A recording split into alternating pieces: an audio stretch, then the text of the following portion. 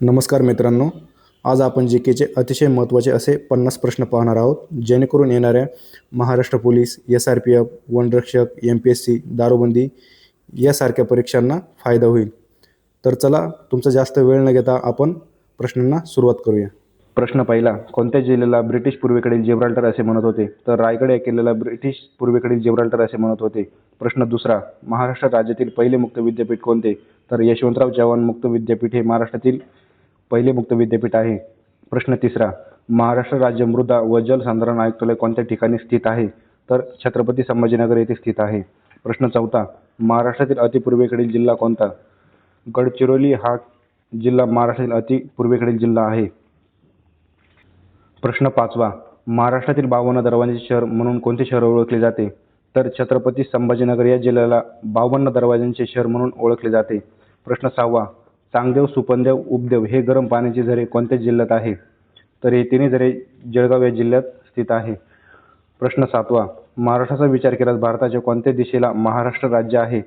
तर महाराष्ट्र हे भारताच्या पश्चिम दिशेला येते. प्रश्न आठवा, वाघ भारताचा राष्ट्रीय प्राणी म्हणून केव्हा मान्यता दिली? तर 1972 या साली वाघ हा भारताचा प्राणी म्हणून घोषित करण्यात आला.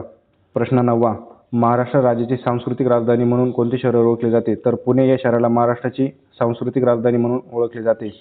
प्रश्न दहावा, महाराष्ट्र शासनाचे आदिवासी संशोधन आणि प्रशिक्षण संस्था कोणत्या ठिकाणी स्थित आहे? तर या दोन्ही संस्था पुणे या ठिकाणी स्थित आहे. प्रश्न अकरावा, आशिया खंडातील सगळ्यात लांब नदी कोणती? तर चीनमध्ये असलेली यांगत्से ही नदी आशिया खंडातील सर्वात लांब नदी आहे. प्रश्न क्रमांक 12, इजिप्त देशास कोणत्या नदीची देणगी लाभलेली आहे? तर इजिप्त देशाला नाईल या नदीची देणगी लाभलेली आहे. भारतातील सर्वात उंच व पर्वत शिखर कोणत्या राज्यात आहे? तर भारतातील सर्वात उंच पर्वत शिखर सिक्कीम या राज्यात स्थित आहे. प्रश्न क्रमांक 14, हिमालय पर्वत हा कोणत्या प्रकारचा पर्वत आहे? तर हिमालय हा वली पर्वत म्हणून ओळखला जातो. प्रश्न क्रमांक 14, कोणत्या शहराला भारतातील ऑरेंज सिटी म्हटले जाते? तर महाराष्ट्रातील नागपूर या जिल्ह्याला ऑरेंज सिटी म्हणून ओळखले जाते. प्रश्न क्रमांक 16, भारत कोणत्या देशाशी सर्वात जास्त लांबीच्या आंतरराष्ट्रीय सीमेने जोडला गेला आहे? तर बांगलादेश या देशाला भारत सर्वात जास्त लांबीच्या आंतरराष्ट्रीय सीमेने जोडला गेला आहे. प्रश्न क्रमांक 17, 1905 मध्ये बंगालची फाळणी कोणत्या व्हाईसरॉयने जाहीर केली होती? तर लॉर्ड कर्झन यांनी 1905 मध्ये बंगालची फाळणी जाहीर केली होती. प्रश्न क्रमांक 18, विधवांच्या शिक्षणासाठी कोणी अनाथ बालिकाश्रम स्थापन केले? तर महर्षी धोंडो केशव कर्वे यांनी विधवांच्या शिक्षणासाठी अनाथ बालिकाश्रम स्थापन केले होते. प्रश्न क्रमांक 19, पहिले महायुद्ध कोणत्या कालावधीत झाले होते? तर 1914 ते 1918 या दरम्यान पहिले महायुद्ध झाले होते. प्रश्न क्रमांक 20, हिटलर हा कोणत्या देशातील हुकुमशाह होता? तर हिटलर हा जर्मनी या देशातील हुकुमशाह होता. प्रश्न क्रमांक 21, इंडियन इंडिपेंडन्स लीग नावाची संघटना कोणी स्थापन केली? उत्तर, रास बिहारी बोस यांनी इंडियन इंडिपेंडन्स लीग नावाची संघटना स्थापन केली होती. प्रश्न क्रमांक 22, भारतीय सिव्हिल सेवेचा जनक कोणाला म्हणतात? तर लॉर्ड कॉर्नवॉलिस यांना भारतीय सिव्हिल सेवेचा जनक असे म्हणून ओळखले जाते. प्रश्न क्रमांक 23, रवींद्रनाथ टागोर यांनी सर या पदवीचा त्याग कोणत्या कारणामुळे केला होता? तर जालियनवाला बाग हत्याकांडाच्या निषेधार्थ रवींद्रनाथ टागोर यांनी सर या पदवीचा त्याग केला होता. प्रश्न क्रमांक 24, इसवी सन 1932 मध्ये पुणे करार कोणामध्ये झाला? तर महात्मा गांधी व डॉक्टर बाबासाहेब आंबेडकर या दोघांमध्ये 1932 मध्ये पुणे करार झाला होता. प्रश्न क्रमांक 25, भारतीय संघराज्यात हैदराबाद संस्थान केव्हा विलीन करण्यात आले? तर 17 सप्टेंबर 1948 रोजी हैदराबाद संस्थान भारतात विलीन करण्यात आले. प्रश्न क्रमांक 26, थायलंड या देशाचे चलन कोणते आहे? तर थायलंड या देशाचे चलन भट हे आहे. प्रश्न क्रमांक 27, भारताचा आर्थिक निसंचालनाचा सिद्धांत कोणी मांडला? तर दादाभाई नौरोजी यांनी भारताचा आर्थिक निसंचालनाचा सिद्धांत मांडला. प्रश्न क्रमांक 28, भारतातील GST कोणत्या वर्षात लागू झाला होता? तर 1 जुलै 2017 रोजी भारतातील GST लागू झाला होता. प्रश्न क्रमांक 29, अभंगाचे रचनाकार कोण आहेत? तर संत तुकाराम यांना अभंगाचे रचनाकार म्हणून ओळखले जाते. प्रश्न क्रमांक 30, इस्रोचे अध्यक्ष कोण आहेत?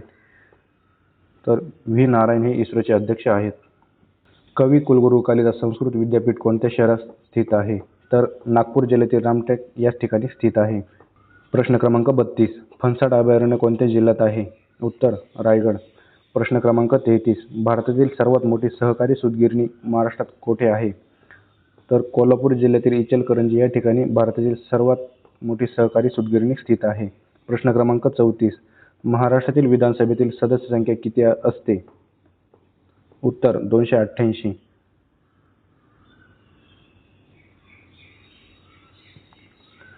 छत्रपती संभाजी महाराजांनी कोणता ग्रंथ लिहिला?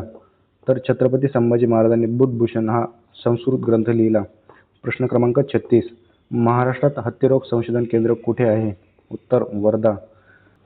प्रश्न क्रमांक 37. सरहद्द गांधी या नावाने कोणाला ओळखतात? तर सरहद्द गांधी या नावाने खान अब्दुल गफार खान यांना ओळखले जाते. प्रश्न क्रमांक 38. प्रौढ व्यक्तीच्या नाडीचे ठोके दर मिनिटात किती असतात? तर 72 इतके ठोके असतात. प्रश्न क्रमांक 39. कुसुमाग्रज यांचे मूळ नाव काय आहे? उत्तर विष्णू वामन शिरवाडकर. प्रश्न क्रमांक 40. आंबोली येथे थंड हवेचे ठिकाण कोणत्या ठिकाणी आहे? तर आंबोली हे ठिकाण सिंधुदुर्ग जिल्ह्यात आहे. प्रश्न क्रमांक 41. 18व्या लोकसभेचे विरोधी पक्षनेते कोण होते? तर राहुल गांधी हे होते. प्रश्न क्रमांक 42. भारताचे कृषी मंत्री कोण आहेत? तर भारताचे कृषी मंत्री शिवराज सिंह चौहान हे आहेत. प्रश्न क्रमांक 43. सतीश धवन स्पेस सेंटर कुठे आहे? उत्तर श्रीहरिकोटा. प्रश्न क्रमांक 44. अणुभट्टीत इंधन म्हणून काय वापरतात? उत्तर युरेनियम. प्रश्न क्रमांक 45. सूरजगड लोहखान कोणत्या जिल्ह्यात आहे? उत्तर गडचिरोली.